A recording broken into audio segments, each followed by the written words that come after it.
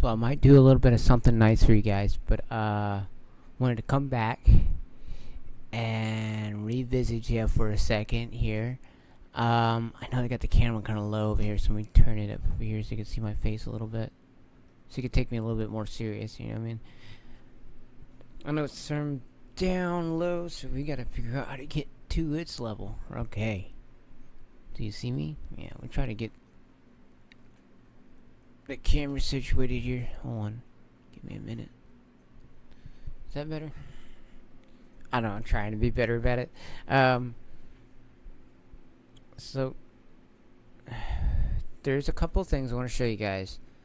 Especially D and everybody right now. I've been kind of discussing.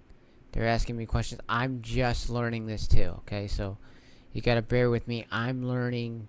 You're learning. Everybody's learning. You know what I mean? That kind of thing. I know that sounds like a nervous guy or maybe some fraud. I'm trying to be comical about it. Giggity. Alright. So.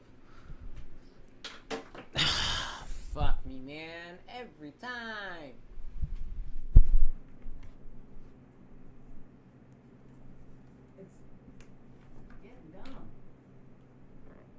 Break on me because I keep. Alright. Back. Alright. Sorry about that. So, this is the number that we're talking about, the ISRC number, okay? Now, there's this thing you can look, you can find and search by artist name, plus like that, okay? This is what BandLab is doing to you. I'm going to show you something. You're gonna shit yourselves. And I don't care. I mean, the tracks I have are crap, but there's a couple of them that I did care about, and they got it. Hold on.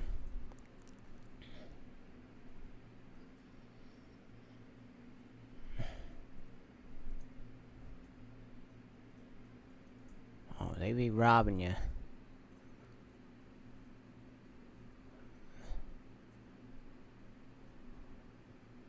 So, there's a couple other ones. It's like IPI finder. I'm probably on the wrong thing here. Let me find IPI archive. Show you. And it's crazy because a lot of people don't know this, but I found this.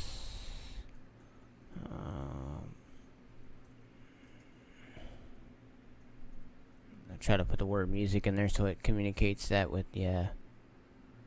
Okay, there's that ASCAP number, the archive for. Seen it somewhere. API system. I think this is it. It's supposed to be this. There's CZAC, ISO, all that. Okay, so major company. Login training. Login is. Public information, IPI system, design developer, SUSE, history. Okay, so I'm gonna look into this. Okay, we're gonna educate ourselves together. But there's a whole I found this thing. I don't know where it's at. Haley sent it to me, and I literally typed in my name. She typed in her name, and it was there. So I'm gonna find that too. But this is a good site to look at, guys. IPI system. This one will tell you all about it. So the IPI system, the purpose of the IPI system is the global unique identification of right holder acting across multiple creation classes, musical work, literature work, work of art, assuming the different roles, musical creator, film director, author of fine art, and owning all rights, performing right, reproduction right, and radio broadcast right, etc. Okay, determined by the creation class that he deals with.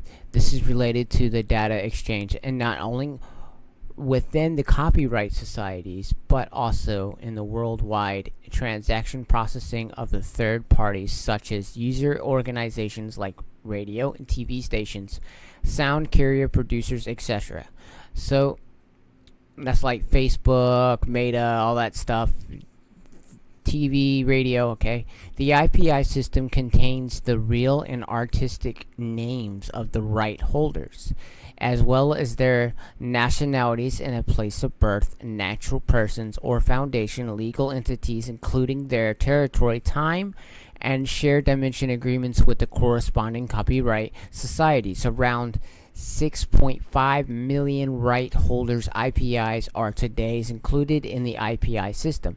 The IPI system is designed, developed, and operated by SUSE to support all types of intellectual property rights protection and not limited to corrupt copyright. It directs the international economic flow between the creation users and creation right holders through administration organizations.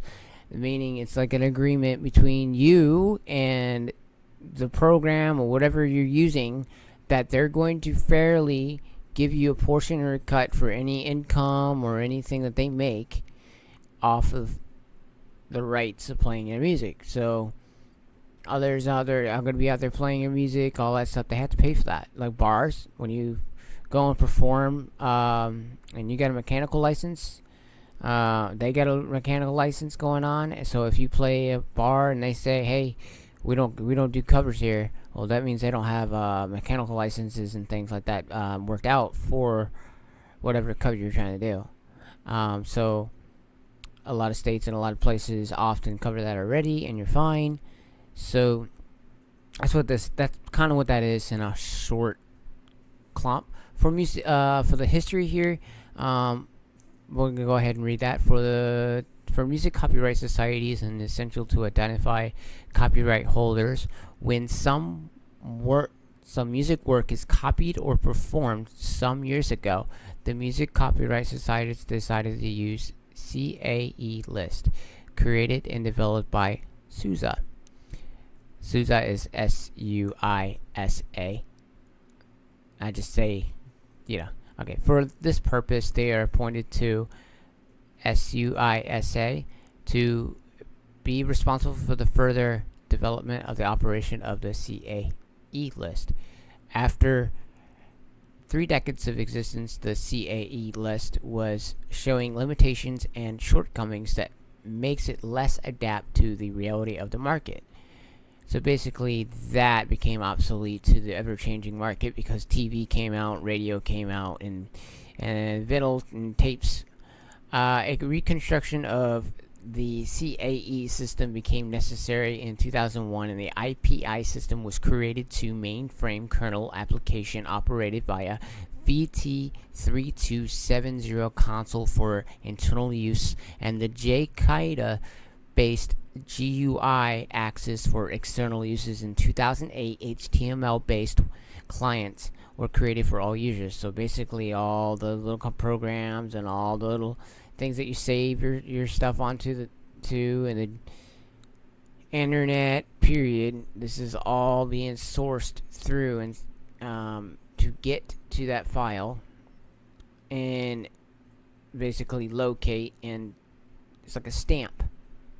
It's like, hey, this exists here, and this is from who. In 2015, SUSE implemented a project to modernize the IPS system. The infrastructure was completely replaced with a modern, robust, open system solution. The new system is fully backward compatibility with the old system. No IT changes are required for societies using the EDI, electronic data interchange file interfaces. The new system is also easier to maintain and adapt to future changes. Okay, so if you wanted to change something later because something happened, you made a revision or whatever, you can do that, and that's why they did this, so that it's beautifully done, so you can adapt it. Okay. So I wanted to find that archive right off the bat. I don't know why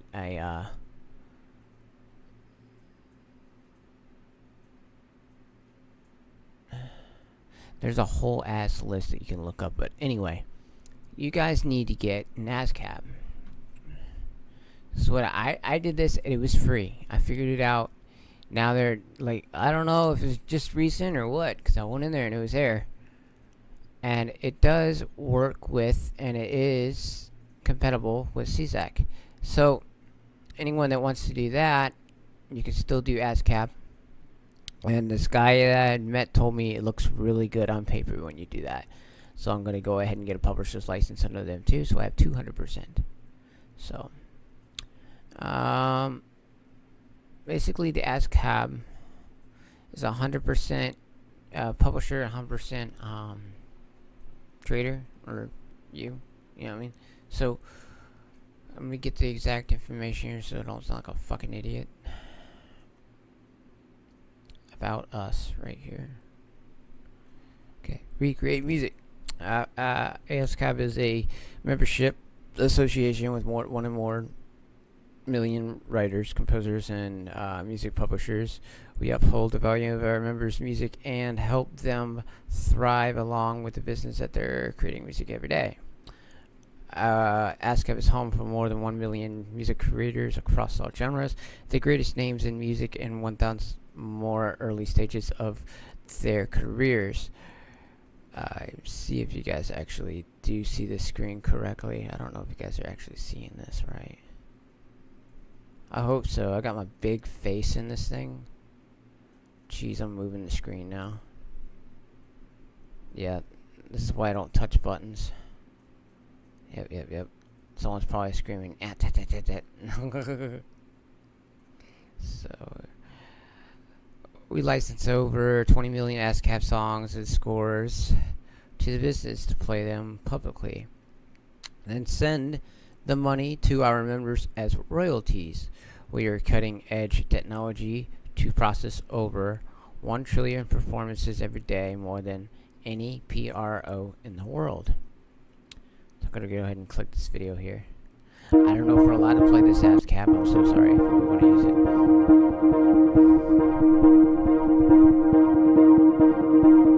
I grew up in Manhattan, and when I was a little girl, I used to stand across at Lincoln Center, and I'd look up at what was then the ASCAP building, right across the street, across from the plaza. At the time, it said ASCAP in huge letters, and I'd be like 9, 10 years old.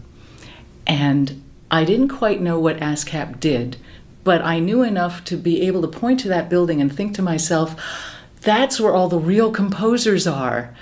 And apparently I had no idea what the P stood for. I had no idea what a publisher was at that point. I was only 9. But still, I figured that part out later. Fast forward to 3-4 years ago, whatever it was now, when I was elected to the board of directors as the symphonic and concert music representative.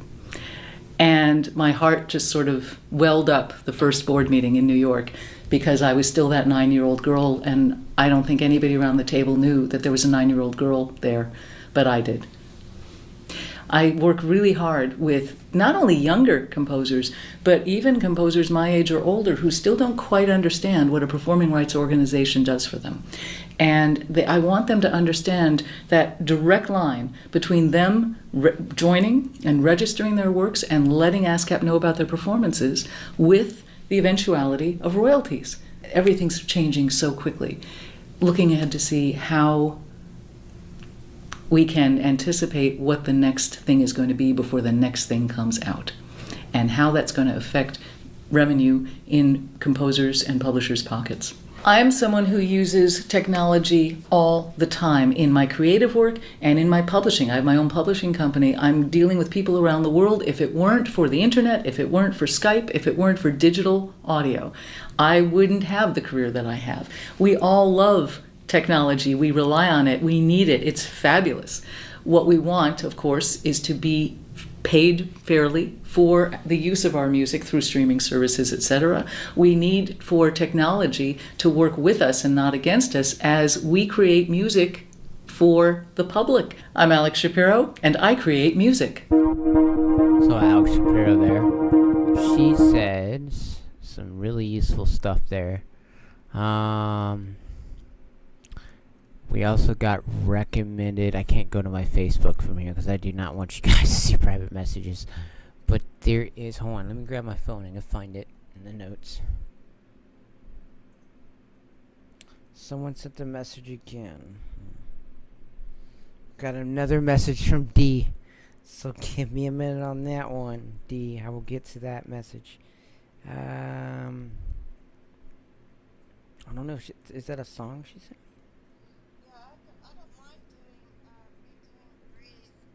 She's gonna redo Breathe, guys.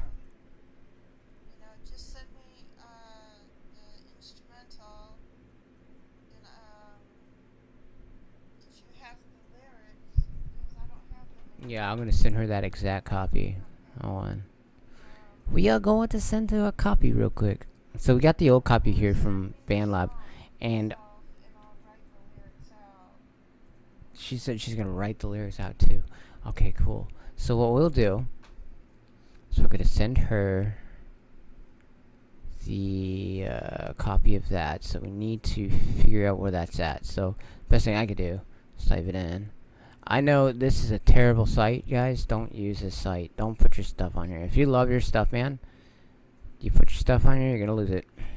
So we're gonna do a little bit of a loophole here. We're gonna get our ownership back, cause fuck these guys doing that shit. I have someone inside of there. Yes, it was the best way for me to try to remix it, but we never got around to it. We got a little bit of a good one that we had, so I mean it's not like we did a bad job. I remember